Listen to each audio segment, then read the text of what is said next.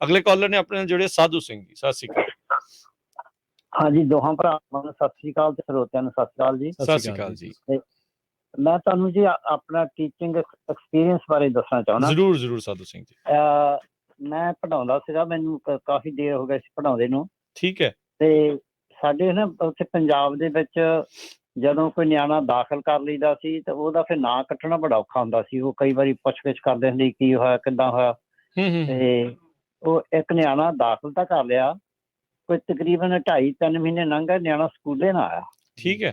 ਤੇ ਉਹਨੂੰ ਬੜੇ ਸੁਨੇਹੇ ਭੇਜੇ, ਨਿਆਣਾ ਨਾ ਜਦੋਂ ਆਇਆ ਤਾਂ ਮੈਂ 2-3 ਨਿਆਣੇ ਨਾਲ ਲਏ। ਮੈਂ ਕਿਹਾ ਉਹਦਾ ਮੈਨੂੰ ਘਰ ਦੱਸੋ ਵੀ ਚਲੋ ਉਹਦੇ ਘਰ ਚੱਲਦੇ ਆ। ਤੇ ਮੈਂ ਜੀ ਨਿਆਣੇ 2-3 ਨਾਲ ਲਏ ਤਾਂ ਮੈਂ ਉਹਨਾਂ ਦੇ ਘਰ ਚੱਲ ਗਿਆ। ਉਹਦਾ ਡੈਡੀ ਵੀ ਮੁੰਡੇ ਦਾ ਘਰ, ਮੁੰਡਾ ਵੀ ਘਰ, ਇੱਕ ਉਹਦੀ ਮੰਮੀ ਤੇ ਇੱਕ ਉਹਦੀ ਰੰਡੀ ਹੋਈ ਸੀ ਤਾਈ, ਉਹ ਤਿੰਨੇ 4 ਜਾਣੇ ਉੱਥੇ ਘਰ। ਮੈਂ ਕਿਹਾ ਉਹਦਾ ਨਾਂ ਲੈ ਕੇ, ਮੈਂ ਕਿਹਾ ਗੁਰਮੀਤ ਸਿੰਘ ਯਾਰ ਤੂੰ ਮੁੰਡਾ ਨਹੀਂ ਭੇਜਿਆ, 3-4 ਮਹੀਨੇ ਹੋ ਗਏ।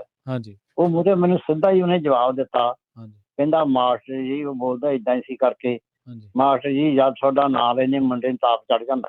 ਅੱਛਾ ਜੀ। ਬੜੀ ਸ਼ਰਮ ਆਈ। ਮੈਂ ਕਿਹਾ ਹੈ ਬਈ ਇੰਨੇ ਨਿਆਣੇ ਮੇਰੇ ਤੋਂ ਡਰਦੇ ਆ ਵੀ ਜਿਹੜਾ ਨਿਆਣੇ ਨੂੰ ਬੁਖਾਰ ਚੜ ਜਾਂਦਾ, ਬੜਾ ਮਨ ਨੂੰ ਦੁੱਖ ਬੜਾ ਲੱਗਾ। ਅੱਛਾ। ਮੈਂ ਕਿਹਾ ਗੁਰਮੀਤ ਸਿੰਘ ਇੱਕ ਕੰਮ ਕਰੇਗਾ? ਕਹਿੰਦਾ ਜੀ ਦੱਸੋ। ਮੈਂ ਕਿਹਾ ਵੀ 1 ਹਫ਼ਤਾ ਨਿਆਣੇ ਨੂੰ ਲਿਆ ਕੇ ਮੇਰੀ ਕੁਰਸੀ ਦੇ ਕੋਲ ਖੜਾ ਕਰਕੇ ਤੇ ਇਹਨੂੰ ਮੋੜ ਲਿਆਉਣਾ।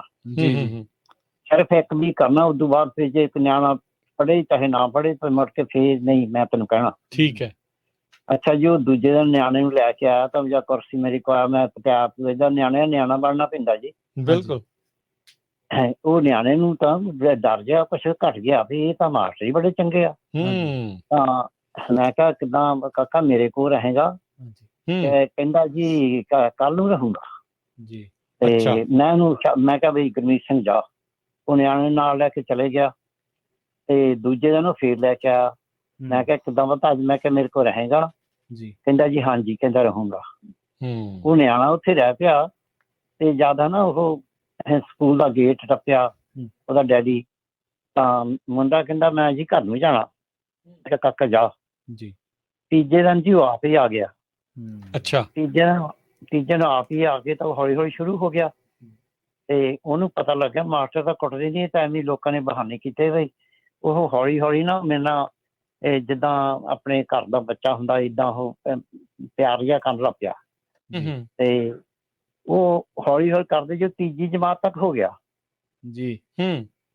3 ਜਮਾਤ ਚ ਹੋ ਕੇ ਤਾਂ ਇੱਕ ਦਿਨ ਉਹ ਮੈਨੂੰ ਕਹਿੰਦਾ ਮਾਸਟਰ ਜੀ ਮੈਂ ਤੁਹਾਨੂੰ ਚਾਹ ਬਣਾਉਣੀ ਆ। ਅੱਛਾ। ਠੀਕ ਹੈ। ਮੈਂ ਕਿਹਾ ਕਾਕਾ ਮੈਂ ਏਦਾਂ ਚਾਹ ਨਹੀਂ ਪੀਣੀ। ਕਹਿੰਦਾ ਤੁਸੀਂ ਕਿੱਦਾਂ ਪੀਣੀ ਆ?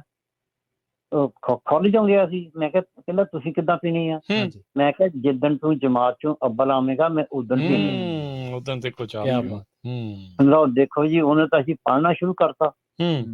ਉਹ ਜਦ ਚੌਥੀ ਵਿੱਚ ਹੋਇਆ ਮੈਂ ਤਾਂ ਇੱਧਰ ਨੂੰ ਆ ਗਿਆ ਤੇ ਉਹ ਮੁੰਡੇ ਨੇ ਕਰਦਾ ਜੀ ਉਹਨੇ MA ਕਰ ਲਈ। ਕਿਆ ਬਾਤ ਹੈ। MA ਕਰਕੇ ਤਾਂ ਉਹ ਲੱਗ ਗਿਆ ਜਿੱਥੇ ਫੂਡ ਵਾਲੇ ਹੁੰਦੇ ਆ, ਉਹਨਾਂ ਉੱਥੇ ਲੱਗ ਗਿਆ। 10,000 ਰੁਪਇਆ ਉਹਦੀ ਮਹੀਨੇ ਤਨਖਾਹ ਹੋ ਗਈ ਤੇ ਉਹਦਾ ਚਿਹਰਾ ਬੜਾ ਹਸਮੁਖ ਸੀਗਾ। ਤੇ ਉੱਥੇ ਇੱਥੋਂ ਕੋਈ ਬੰਦਾ ਅਮਰੀਕਾ ਚੋਂ ਗਿਆ ਤੇ ਉਹਦੀ ਲੜਕੀ ਮੰਗਣ ਵਾਲੀ ਸੀ। ਉਹ RPA ਨੂੰ ਕਹਿੰਦਾ ਵੀ ਕੋਈ ਮੁੰਡਾ ਦੱਸ। ਕਹਿੰਦਾ ਆਹ ਦੇਖੋ ਮੁੰਡਾ ਤੁਹਾਡੇ ਸਾਹਮਣੇ, ਕਹਿੰਦਾ MA ਪਾਸ ਆ ਤੇ ਇੱਥੇ ਆ ਜੌਬ ਕਰਦਾ, ਮੋਟਰਸਾਈਕਲ ਉਹਦੇ ਕੋਲ ਸੀ, ਸੋਹਣਾ ਸੁਨੱਖਾ ਜਵਾਨ ਸੀ। ਉਹਨੂੰ ਰਿਸ਼ਤਾ ਹੋ ਗਿਆ ਤੇ ਜਦ ਉਹਨੂੰ ਰਿਸ਼ਤਾ ਹੋ ਗਿਆ ਜੀ ਉਹ ਇੱਥੇ ਅਮਰੀਕਾ ਚ ਆ ਗਿਆ। ਅਮਰੀਕਾ ਦੇ ਵਿੱਚ ਆ ਕੇ ਤਾਂ ਉਹਨੇ ਮੈਨੂੰ ਫੋਨ ਕੀਤਾ, ਕਹਿੰਦਾ ਮਾਸਟਰ ਜੀ ਤੁਸੀਂ ਦੂਰ ਬੈਠੇ ਆ। ਉਹਨੇ ਫੋਨ ਮੇਰਾ ਲੈ ਲਿਆ। ਠੀਕ ਹੈ। ਕਹਿੰਦਾ ਮਾਸਟਰ ਜੀ ਤੁਸੀਂ ਦੂਰ ਬੈਠੇ ਆ, ਜੇ ਲਾਗੇ ਹੁੰਦੇ ਤਾਂ ਮੈਂ ਲੰਮਾ ਪੈ ਕੇ ਤੁਹਾਡੇ ਪੈਰੀਂ ਹੱਥ ਲਾਉਣਾ। ਮਾਸਟਰ ਦੇ ਲਈ ਇਹ ਬੜੀ ਸਕੂਨ ਵਾਲੀ ਗੱਲ ਆ ਏਦਾਂ ਦੀ ਚੀਜ਼ ਸੁਣਨੀ।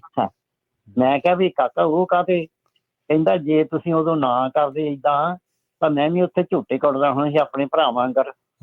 ਤੇ ਮੈਂ ਕਿਹਾ ਕਾਕਾ ਇਹ ਤੇਰੀ ਕਿਸਮਤ ਵਿੱਚ ਸੀਗਾ, ਤੂੰ ਏਦਾਂ ਹੋ ਗਿਆ। ਮੈਂ ਕਿਹਾ ਜਿਹੜੇ ਹੁਣ ਉੱਥੇ ਟਾਇਰਾਂ ਨੂੰ ਪੈਂਚਰ ਲਾਉਂਦੇ ਉਹ ਖਰੇ ਕਿੰਨੀਆਂ ਗਾਲਾਂ ਕੱਢਦੇ ਹੋਣੇ ਆ। ਬਿਲਕੁਲ ਜੀ, ਸਹੀ ਹੈ। ਹਰ ਬੰਦੇ ਦੀ ਲੱਕ ਵੀ ਹੁੰਦੀ ਆ। ਪਰ ਜੀ ਮੈਂ ਉਦੋਂ ਐਕਸਪੀਰੀਅੰਸ ਸਿੱਖਿਆ ਵੀ ਬੱਚੇ ਜਿੰਨੇ ਪ੍ਰੇਮ ਨਾਲ ਪੜ੍ਹ ਸਕਦੇ ਉਨੇ ਉਦਾਂ ਨਹੀਂ ਪੜ੍ਹ ਗੁੱਸੇ ਨਾਲ ਨਹੀਂ ਨਹੀਂ ਪੜ੍ਹ ਪੜ ਸਕਦੇ। ਸਕਦੇ ਇਹ ਗੱਲ ਸਹੀ ਹੈ ਸਹੀ ਸਹੀ ਹੈ ਹਾਂਜੀ ਥੈਂਕ ਯੂ ਜੀ ਚੰਗਾ ਜੀ Thank- ਵਾਹਿਗੁਰੂ ਜੀ ਕਾ ਖਾਲਸਾ, ਖਾਲਸਾ ਵਾਹਿਗੁਰੂ ਜੀ ਕੀ ਫਤਿਹ ਜੀ। ਦੇਖੋ ਜੀ ਕਿਆ ਖੂਬਸੂਰਤ ਬਹੁਤ ਇਹਨਾਂ ਨੇ ਹੱਡ ਸੋਹਣੀ ਬੀਤੀ ਗੱਲ, ਜਿਹੜੀ ਹਾਂਜੀ। ਉਹ ਆਪਣੀ ਟੀਚਰਸ ਡੇ ਦੇ ਉੱਤੇ ਸਾਧੂ ਸਿੰਘ ਹੁਣਾਂ ਨੇ ਜਿਹੜੀ ਸੁਣਾਈ, ਉਹ ਖੁਦ ਜਿਹੜੇ ਟੀਚਰ ਰਹੇ ਆ, ਹਾਂਜੀ ਤੇ ਇੱਕ ਨਿਆਣੇ ਦਾ ਜੀਵਨ ਬਦਲਣਾ। ਹਾਂ ਬਿਲਕੁਲ ਬਹੁਤ- ਬਹੁਤ ਵੱਡੀ ਗੱਲ। ਅਕਸਰ ਨਾ ਇੱਥੇ ਆਪਾਂ ਸੁਣਦੇ ਆ, ਕਹਿੰਦੇ ਆ ਯਾਰ ਕਿਸੇ ਇੱਕ ਦਾ ਜੀਵਨ ਬਦਲ ਜਾਵੇ, ਤੁਸੀਂ ਕਿਸੇ ਇੱਕ ਇਨਸਾਨ ਨੂੰ ਜਿੱਦਾਂ ਨਾ ਵੀ ਉਹਨੂੰ ਇਸ ਸਿੱਧੇ ਰਾਹ ਹਿਸਾਬ ਦੇ ਪਾ ਨਾਲ ਦਿਓ। ਸਿੱਧੇ ਰਾਹ ਪਾ ਦਿਓ ਹਾਂਜੀ ਤਾਂ ਤੁਹਾਡਾ ਜੀਵਨ ਸਫਲ ਆ। ਸੋ ਮਾਸਟਰਾਂ ਦੇ ਕਿਸੇ ਨੂੰ ਇਹ ਫਾਈਨੈਂਸ ਆਈ ਕਰਨਾ ਆ। ਨਹੀਂ ਓਡੀ ਚ ਮਹਾਨ ਗੱਲ। ਕਿਸੇ ਨੂੰ ਮੰਨ ਲਓ ਤੁਸੀਂ ਫਾਈਨੈਂਸ਼ੀਅਲੀ ਹੂੰ, ਜਿੰਨੀ ਹੂੰ, ਮਰਜ਼ੀ ਉਹਨੂੰ ਸਮਰੱਥ ਬਣਾ ਦਿਓ, ਹੂੰ, ਉਹ ਇੱਕ ਜੁਦਾ ਗੱਲ ਹੈ। ਪਰ ਹੂੰ। ਕਿਸੇ ਨੂੰ ਸਿੱਧੇ ਰਾਹ ਤੇ ਵਿਜ਼ਨ ਦੇ ਕੇ ਤੋਰ ਦੇਣਾ, ਔਰ ਉਹ ਬੰਦਾ ਉਸ ਵਿਜ਼ਨ ਨੂੰ ਫੜ ਜਾਵੇ, ਫੜ ਜਾਵੇ, ਉਹ ਤੇ ਰਾਹ ਦੇ ਉੱਤੇ ਜਿਹੜਾ ਉਹ ਹਾਂਜੀ। ਪੈਂਡਾ ਜਿਹੜਾ ਉਹ ਤੈਅ ਕਰ ਜਾਵੇ, ਤਾਂ ਬੜੇ ਸਕੂਨ ਵਾਲੀ ਗੱਲ ਜਿਹੜੀ ਉਹ ਰਹਿੰਦੀ ਆ। ਸੋ ਬਹੁਤ ਸ਼ੁਕਰੀਆ ਸਾਧੂ ਸਿੰਘ ਜੀ ਆਪਣੀ ਗੱਲਬਾਤ ਸੁਣਾਉਣ ਦੇ ਲਈ।